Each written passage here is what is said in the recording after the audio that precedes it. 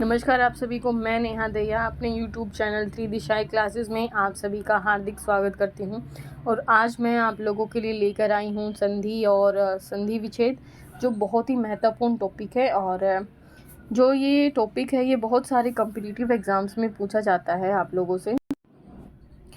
और जितने भी कॉम्पिटिटिव एग्ज़ाम्स हैं लगभग जिनमें हिंदी पूछी जाती है, उन एग्ज़ाम्स में ही संधि और संधि विच्छेद पूछा ही जाता है। चाहे वो आपका पेट का एग्ज़ाम है, यूपी ट्रिपल एससी का एग्ज़ाम्स हैं, या फिर जो पीएससी का एग्ज़ाम्स हैं, या एचपीएससी एचसीएस राजस्थान, या जितने कोई पुलिस का एग्ज़ाम है, आपका टीचिंग एग्ज़ाम्स में स्पेशली पूछा ही जाता है। ये इतना इम्पोर्टेंट टॉपिक है, ठीक है। क्वेश्चन इसे पक्का आते ही हैं। तो चलिए हम शुरू करते हैं अपनी पहली क्लास। यो संधि विच्छेद की भी पहली ही क्लास है, तो चलिए शुरू करते हैं। सबसे पहले हम देखते हैं कि जो संधि है और ये संधि विच्छेद है आखिर होता क्या है, ठीक है। तो इसका अर्थ क्या है? तो संधि शब्द का अगर हम बात करें, संधि मतलब क्या होता है? जोड़, किसी का मेल, समझौता, या एक तरह का वर्ण विकार।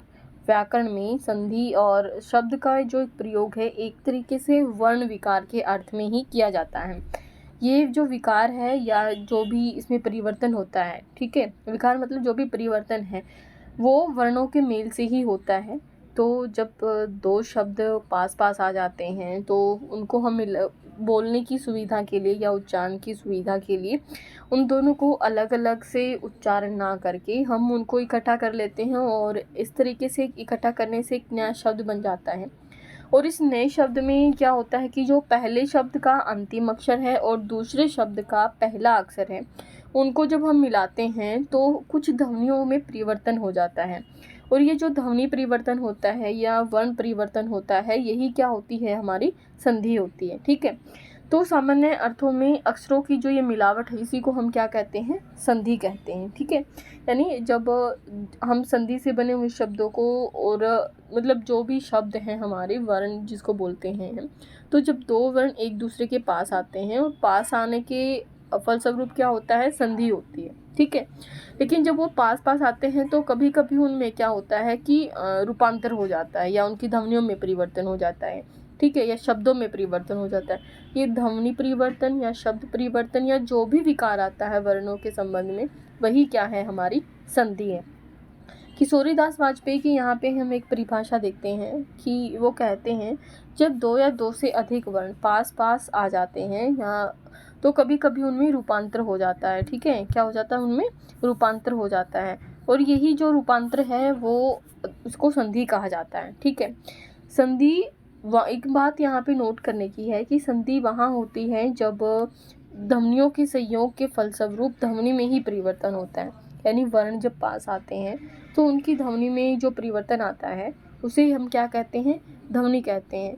अच्छा, अगर इसके बाद हम देखते हैं कि संधि जब ध्वनि परिवर्तन होता है तभी होती है, लेकिन अगर ध्वनि परिवर्तन ना हो, यानी ध्वनियों के पास पास आने के बाद भी उनमें परिवर्तन ना हो, तो वहाँ पर संधि नहीं क्या हो जाता है? संयोग उत्पन्न हो जाता है। जैसे इसका हम एक एग्जाम्पल देख सकते हैं कि युगांतर, ठीक है। युग और अंतर से बनकर के संधि बनी हुई है। और दूसरा शब्द हम लेते हैं युगबोध, ठीक है। तो यहाँ पे हम देखेंगे कि युग अंतर दो शब्द हैं, लेकिन जब इनको मिलाया जाएगा तो ये बोला जाएगा युगांतर। युगांतर, ये जो बीच में आ की जो ध्वनि बनी है, यहाँ पर जो ध्वनि परिवर्तन हुआ है, इसकी वजह से यहाँ पे क्या है? संधि है। लेकिन एक शब्द हम पढ़ते हैं युगबोध, तो इसको जब आप अलग अलग पढ़ोगे युग बोध, तब भी इसकी ध्वनि वही है और इसका उच्चारण वही होगा, और जब इनको मिलाया जाता है तब भी इनका ध्वनि जो रहेगा वो युग बोध ही रहेगा। इस तरीके से यहाँ कोई ध्वनि परिवर्तन ना होने की वजह से हम क्या देखते हैं? संयोग है, ठीक है। जब हम संधि, ये तो हो गया हमारा संधि। अब हम देखते हैं कि संधि विच्छेद क्या होता है। जब हम संधि से बने हुए शब्दों का अलग अलग विभाजन करते हैं तो उसे हम संधि विच्छेद कहते हैं, ठीक है। जैसे इसके लिए हम एक उदाहरण देख सकते हैं कि देवेंद्र एक शब्द है, ठीक है। देवेंद्र एक शब्द है, तो ये आप लोगों को पता चलेगा कि जो देवेंद्र शब्द है वो देव और इंद्र के जोड़ से बना है, ठीक है। देव और इंद्र के संयोग से बना है देवेंद्र शब्द, ठीक है। एक मिनट, बैक चलते हैं, ठीक है। तो देव और इंद्र के संयोग से हमारा शब्द बना था देवेंद्र। तो तो हमने जब इसको तोड़ा तो देवेंद्र शब्द को हमने अलग अलग किया, तो देव और इंद्र दो शब्द आए, जिसमें पहले जो शब्द है का अंतिम वर्ण व और दूसरे शब्द व में ए जुड़ा हुआ है, ठीक है, और आ। दूसरे शब्द का जो पहला वर्ण है, जैसे इंद्र जो है, उसमें ई मिला हुआ है। इन ए और ई के संयोग से ही संधि बनी हुई थी। जब हमने इनको अलग किया तो वो क्या हो गया हमारा संधि विच्छेद। तो संधि विच्छेद से जो दो या दो से अधिक शब्द सामने आते हैं, वे शब्द एक तो व्याकरण की दृष्टि से शुद्ध होने चाहिए, दूसरा वे शब्द क्या होने चाहिए, सार्थक होने चाहिए, जिनका कोई अर्थ निकले, तभी हम इसको क्या कहेंगे, संधि विच्छेद कहेंगे। ठीक है। इसको सरल ढंग से हम देखें तो ये, अगर हम संधि की बात करें तो ए देव अ ध्वनि होती है, ए ध्वनि, और दूसरे में ई ध्वनि इंद्र, ई ध्वनि, इन दोनों के संयोग से हमने देखा कि ए बना। ठीक है, देवेंद्र।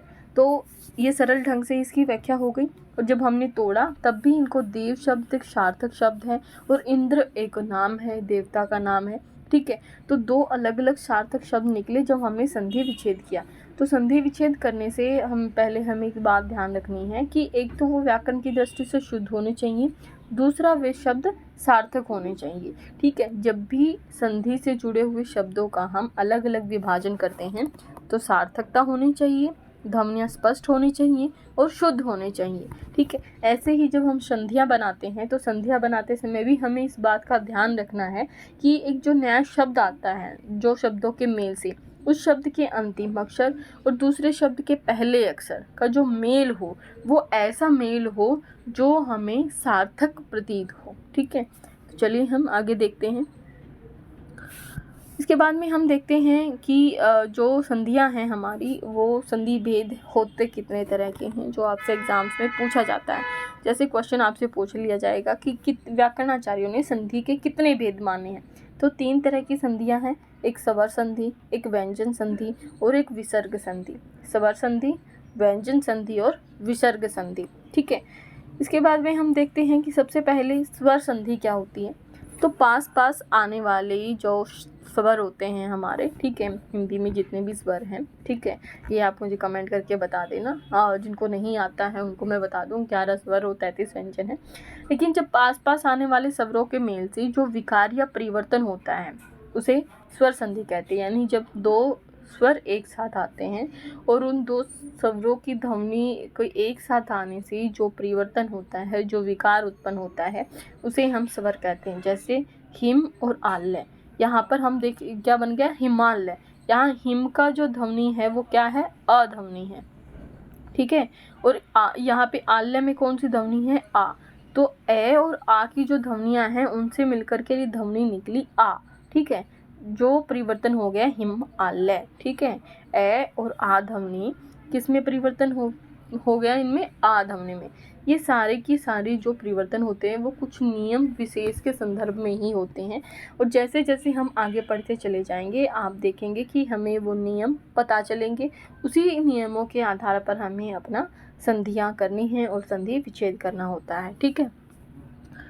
इसके बाद में हम देखते हैं स्वर संधि के भेद कितने हैं। तो स्वर संधियाँ मुख्यतः 5 भेद होते हैं स्वर संधि के। सबसे पहली होती है दीर्घ संधि। ठीक है। ये 5 भेद हैं इनके, स्वर संधि के 5 भेद हैं। ठीक है। स्वर संधि, गुण संधि, वृद्धि संधि, यण संधि और अयादि संधि। ठीक है। स्वर संधि के 5 भेद, दीर्घ संधि, गुण संधि, वृद्धि संधि, यण संधि और अयादि संधि। यानी दो स्वरों के मेल से जो विकार उत्पन्न होता है उसे स्वर संधि कहते हैं। और ये जो नियम विशेष के आधार पर ही कैसे कैसे क्या क्या परिवर्तन होंगे, उन नियमों के संदर्भ में ही हम देखेंगे कि स्वर संधि के भी 5 भेद होते हैं। तो सबसे पहले हम देखेंगे कि कौन सी जो संधि है वो है हमारी दीर्घ संधि। तो आज की क्लास में हम करने वाले हैं दीर्घ स्वर संधि। ठीक है। दीर्घ स्वर संधि में क्या होता है कि जब एक ही स्वर के 2 रूप, ह्रस्व मतलब छोटा वाला रूप जिसमें अ, ई, ओ, और दीर्घ स्वर आ, आई, ओ, ये सब एक दूसरे के बाद आ जाते हैं, तो इन दोनों को मिलाकर उसी स्वर की दीर्घ वाला स्वर बनता है और आ, ई, औ हो जाता है। ठीक है। दीर्घ स्वर हो जाता है आ, आई, जो बड़ी वाली ई है, ओ। एक दूसरे के बाद आ जाएं तो दोनों मिलकर उस स्वर का दीर्घ वाला स्वर यानी जो बड़ा रूप होता है वो उसमें परिवर्तन हो जाता है। यानी जैसे ए और आ अगर मिलेंगे तो इसका बड़ा रूप हो जाएगा आ। ई और बड़ी ई मिलेंगे तो हो जाएगा बड़ी ई की ध्वनि, ठीक है। ऊ और औ मिलेंगे तो भी हमारी ध्वनि रहेगी बड़ा ऊ वाली, ठीक है। तो ये ध्वनियों के परिवर्तन यहाँ पर आप लोगों को दिखाई देंगे, ठीक है। तो स्वर संधि का पहला भेद दीर्घ संधि होता है, जहाँ पे ए या आ के बाद ए या फिर आ, ठीक है, ए या आ के बाद इन ध्वनियों के बाद में अगर बड़ा स्वर यानी दीर्घ स्वर आ जाता है तो ध्वनि में परिवर्तन जो होगा वो दीर्घ स्वर का ही होगा। ऐसे ही ई या जो छोटी या बड़ी इन दोनों के बाद में अगर बड़ा स्वर आ जाता है तो भी ध्वनि का परिवर्तन बड़ी ई में ही जाएगा। और ऊ और औ में, ठीक है, ऊ या औ इन दोनों के बाद में भी अगर बड़े ऊ की ध्वनि आती है तो परिवर्तन बड़े ऊ की ध्वनि में ही होगा, ठीक है। समझ में आ गए होंगे ये आपको नियम। इसके बाद में हम देखते हैं आगे कि जो ध्वनियों का परिवर्तन होता है वो किस तरीके से होता है, कौन कौन से एग्जाम्पल्स हैं जैसे हम कर सकते हैं। तो सबसे पहले हम लेते हैं कि ए और आ की ध्वनि के बाद में यदि ए और आ के बाद में प्लस ए या आ जाए तो क्या ध्वनि बन जाती है, आ हो जाती है, ठीक है। यानी चाहे छोटी ध्वनि आए चाहे बड़ी ध्वनि आए, लेकिन हर्षव स्वर के बाद में यदि कोई अन्य ध्वनि आ जाती है, ठीक है, चाहे वो ए है या आ है, तो भी वो क्या हो जाती है, बड़ी स्वर ध्वनि में परिवर्तन हो जाती है या दीर्घ स्वर ध्वनि में परिवर्तन हो जाता है इसमें। जैसे ए और अ इन दोनों के स्वर से मिलकर के क्या बना, आ। इसके कुछ उदाहरण हम देखते हैं जो एग्ज़ाम्स में पूछे जाते हैं और इसी तरह के क्वेश्चन आपसे पूछे जाते हैं। ये बहुत ही इंपॉर्टेंट सेक्शन है, इनको बहुत ही ध्यान से आप लोग सुनिए। अंत्य अक्षरी, दो शब्द हैं, अंत्य और अक्षरी। इनको जब यहाँ पे अंत है ए की ध्वनि है, ठीक है, और यहाँ पे अक्षरी में भी ए की ध्वनि है, इन दोनों ध्वनियों को मिला करके हम देखते हैं कि दीर्घ स्वर की ध्वनि बनेगी जो आ होगी। तो अंत्य और अक्षरी मिलकर के क्या बन गया, अंत्याक्षरी। इसके बाद हम देखते हैं अक्ष यानी धुरी प्लस अंश, अक्ष और अंश मिलकर के ए और ए की ध्वनि ने बनाया अक्षांश, ठीक है, अक्षांश। अब इनका परिवर्तित रूप हम देखेंगे। मान लीजिए आपको दिया है अक्षांश, तो उसका संधि विच्छेद अगर आपको करना होगा तो कैसे करोगे, तो आप बोल कर देखिए अक्षांश, ठीक है। यानी एक तरफ में आपको ए ध्वनि दिख रही है और एक तरफ में आपको आ ध्वनि, जो बोलोगे आप अक्षांश, ठीक है। तो लेकिन अंश तो कुछ नहीं होता है, अंश होता है, ठीक है। तो सार्थक शब्द होना चाहिए, तो आप अक्ष अ ध्वनि के साथ में देखोगे और अंश एक सार्थक शब्द यानी भाग है, ठीक है, उसको जोड़ोगे तो अक्ष और अंश मिलकर के क्या बनाएंगे, अक्षांश। इसके बाद में हम देखते हैं अधिक और अधिक। यहाँ पे अधिक अ ध्वनि है, अगले अधिक में जो दूसरा शब्द उसमें भी ए ध्वनि है।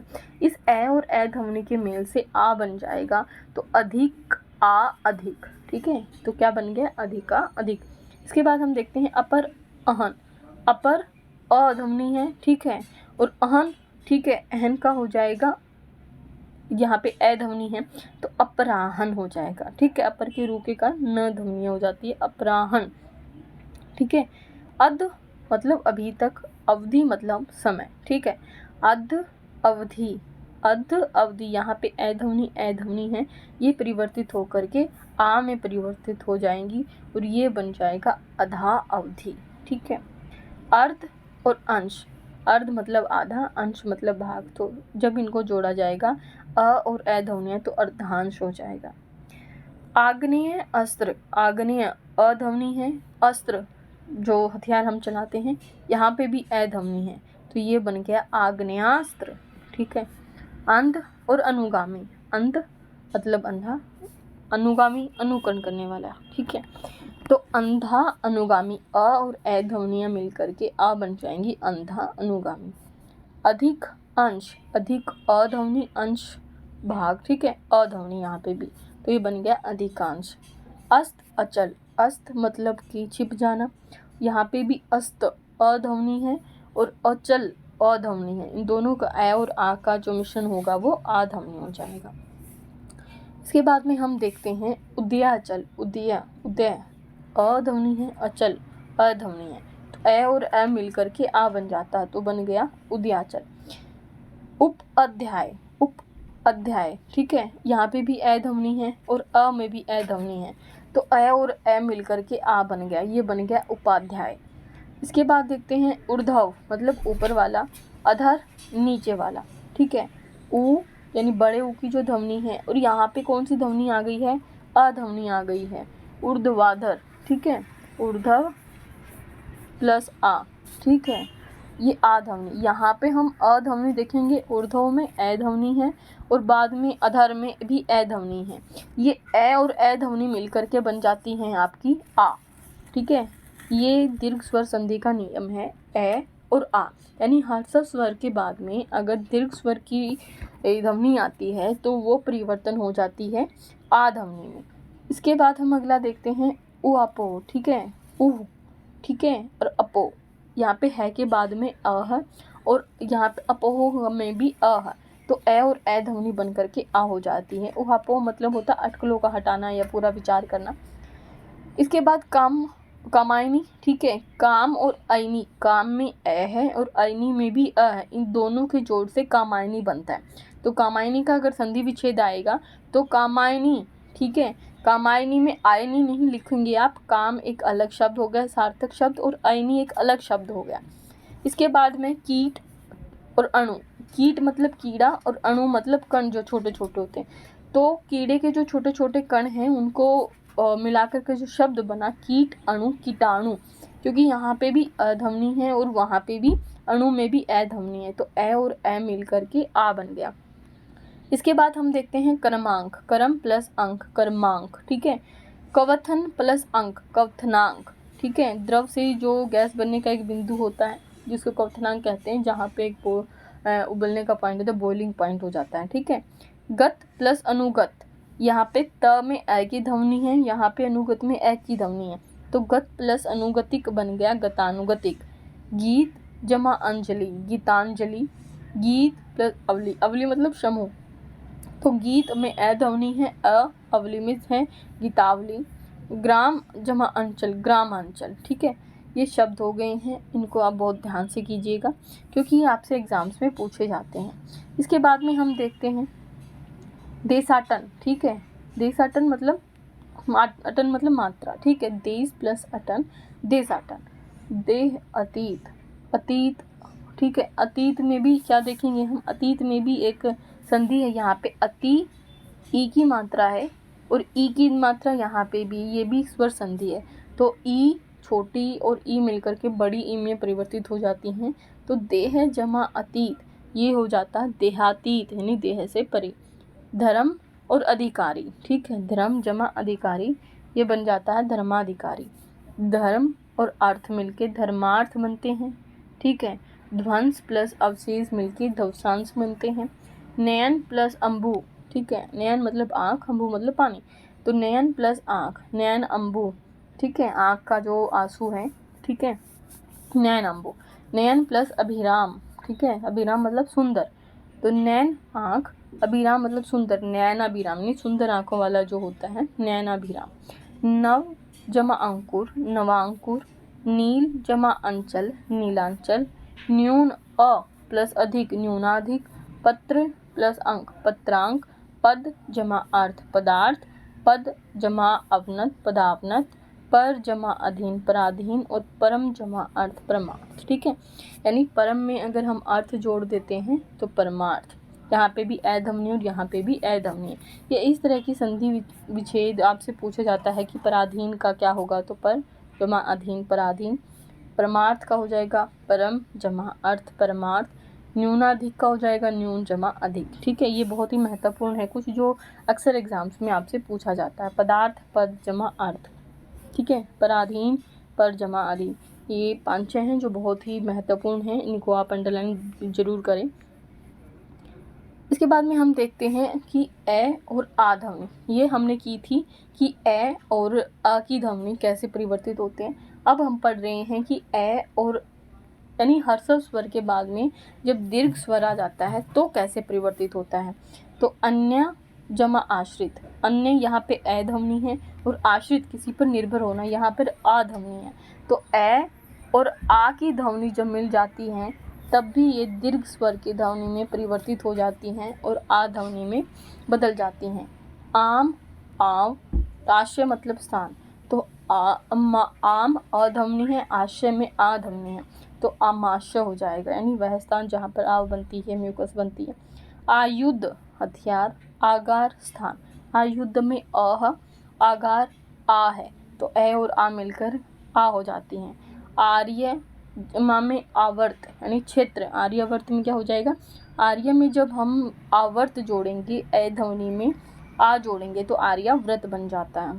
एक के आत्म, एक क्या आत्म, ठीक है, आत्म की एकता। कंटक अध्वनि है, आकीर्ण मतलब भरा हुआ, कंटका किरण हो जाएगा।